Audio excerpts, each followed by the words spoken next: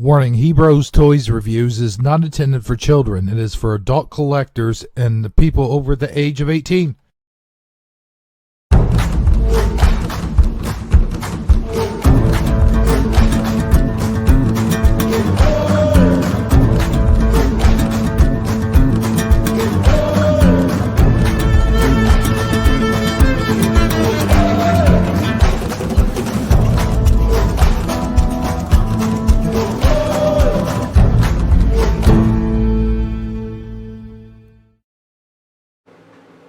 Hey everybody, Hebrew77 here, and today we will be reviewing Skeletor's companion and his amazing ride. No, of course I'm not talking about Evil Lyn, you dirty-minded fools. I'm talking about, of course, Panthor. And not just any ordinary Panthor, but the Masters of the Universe Origins Panthor. I will be doing a little bit of comparisons with the original Panthor and this Panthor, but what you have to realize is Masters Universe Origins actually gave us a choice this time around, and you had the choice between flocked or unflocked. So, to flock or not to flock? That is the question. Today we will answer that question as we review Masters Universe Origins Panthor.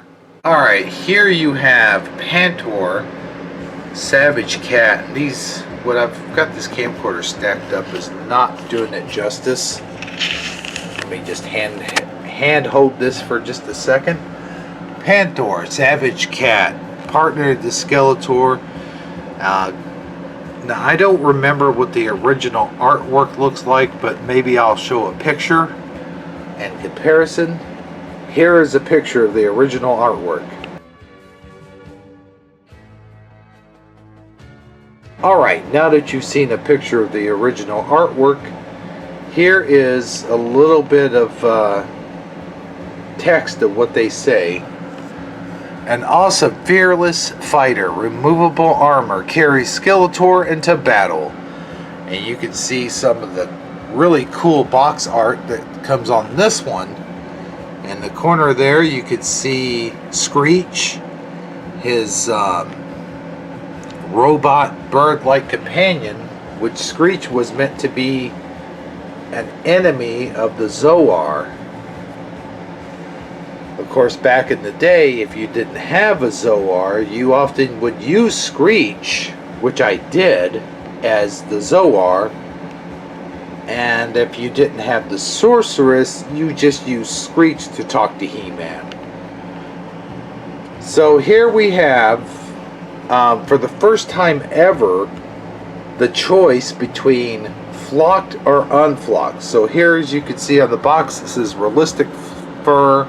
And down here at the bottom it says this one is a collector's edition because it has the realistic fur. And let's take a look now at the back. And by the way, this video actually was inspired by this guy. That's Geek Dad Life. I will put a link down in the description. Please check him out. Thank you. Now that you've taken a look at that guy, back to the review. Fiercely obedient to Skeletor, Panthor carries his nefarious master into combat. Okay, and you see Panthor and the Dark World, or the, like it's Dusk Time, and looks like this is Battle Armor Skeletor, by the way, and not regular Skeletor.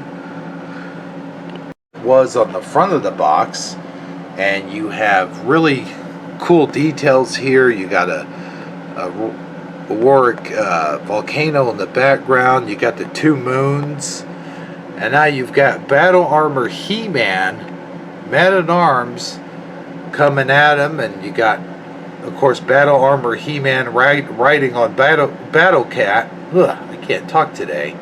With Castle Grayskull in the background. really cool stuff here as far as box art is concerned. A lot of really fine details, a lot of stuff to look at there. And then of course it shows you here how to take the saddle off and on. And of course Panthor was a remode of Battle Cat, and right now what I'll do is I'll put original Panthor side by side with the other Panthor, and here is, oh, that sucks. 1000X Panthor right next to this Panthor. And no, I do not have the saddles for either one of these guys, but as you can see, push them to the side right here, I do have the saddles for them, but I could not find them for the review, of course. This 2000X Panthor, as well as the 2000X Battle Cat, had a feature which, if you push the top of this button, he did this thing with his claw and his teeth where they moved up and down. Pretty cool battle action feature. Speaking of battle action, it looks like this Panthor has seen a lot of battle action. I will put him away for now.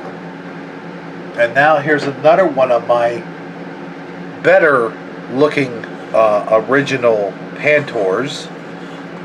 And you can see him lined up with Battle Cat, the original Battle Cat. And known fact actually that I didn't know until a couple years ago is that this Battle Cat design was actually a Tiger toy from the Big Jim toy line. You can see a lot of resemblance. Well, heck, here is a picture of the Big Jim toy that they took inspiration from. Take a look at this. Alright, now that you've taken a look at that, you can see certainly where Battle Cat's design came from, especially when he doesn't have his saddle or mask on. So we'll put him to the side for now. Now you can tell also Panthor is just the same mode as Battle Cat, but all they did to the figure was flock him and give him yellow felt eyes. Not felt eyes, but felt eyes. You know what I'm saying. Anyway, on the whole, I gotta say I really do like this figure.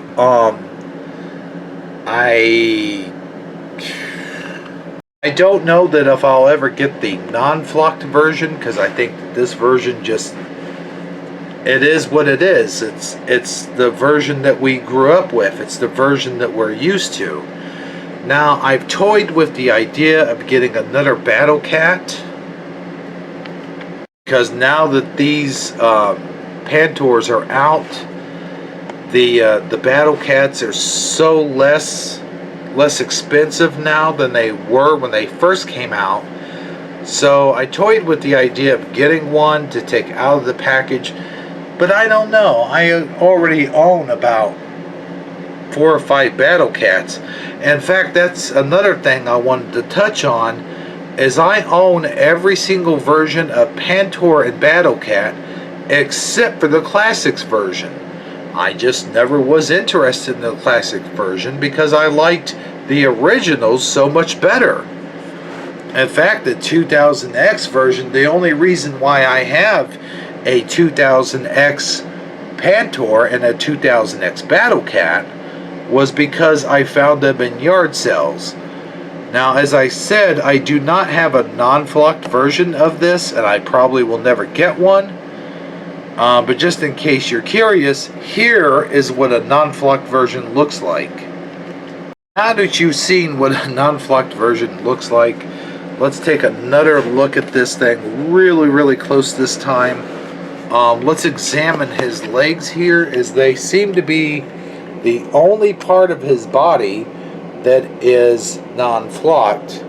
So he will have better joint movement and won't tear up any of his beautiful flocking. Now, this version, the non-flocked version, is more expensive. I mean, this version, the flocked version, is more expensive than the non-flocked version because, obviously, it takes a lot to, flock every part of this guy's body, and I guess the material they used, whatever, the cost is up on that, so I don't know. But anyway, I think they did a terrific job, and not only that, but they didn't cheapen out on the eyes this time around. They gave him actual solid plastic eyes as opposed to just the felted ones. I like the painted on ones better. And this is a movable mouthpiece here, just like the Origins Battle Cat. I did an Origins Battle Cat review. I'm pretty sure that I did. It might have been a quick review. I don't know. I'll have to go back and check it out. If I did, I will leave the link down in the description, of course. But that's pretty much all I've got to say about this bad boy. He's a little more expensive. If you want a Panthor from the Origins line and you don't want to spend the premium money, then you might consider getting the non-flocked. Other than that, beautiful design, beautiful cat. Really did well compared to the original. And like I said, the eyes even better because you got actual eyeballs there. So yeah, that ends today's review. Well, that was one heck of a review. I gotta tell you, either way, it was a short one today. I do realize that. But my next review will definitely be the G.I. Joe Cobra Fang. And not just in the ordinary G.I. Joe Cobra Fang, but the new Hasbro release retro line that they recently come out with, Cobra Fang. And I've got to say, I got a little bit of mixed feelings with this new toy line, but we'll talk about that next time on Hebrews Toys Review. Until then, remember, knowing isn't just half the battle, it's the whole damn war. See you then.